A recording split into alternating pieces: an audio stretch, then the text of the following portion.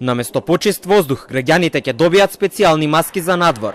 Здравствените власти ќе ги поделат и така ќе се борат против аерозагадувањето. Од Министерството за здравство не размислуваат за вонредни мерки.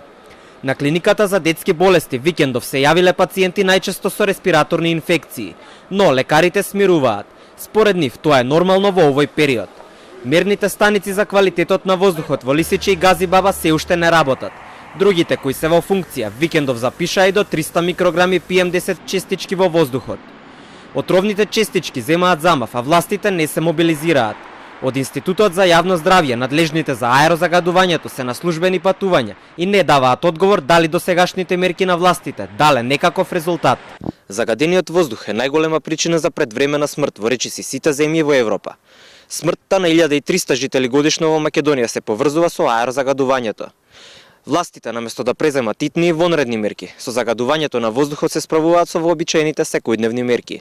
На прашање дали здравствените власти и оваа година ќе даваат препораки наместо мерки, Филипче откри само дека од неговиот кабинет анализираат кои се ризични категории на граѓани. Тоа што разгледувавме како алтернатива и зашто собираме податоци е тоа која ризична група на пациенти, односно граѓани, може дополнително да се заштити со специјалните маски. И кога ќе имаме таа бројка, ќе видиме како и на кој начин може да ги набавиме и на истите луѓе да им ги поделиме. Се надевам дека за кратко време ќе заврши анализата, произлегуваат анализа од податоците од системот Мој термин, кој ќе ги влече податоците од матичните лекари. На детска клиника се уште не се исполнети сите болнички кревети. Пациентите ги лекуваат амбулантски, вели директорката Катерина Ставрич.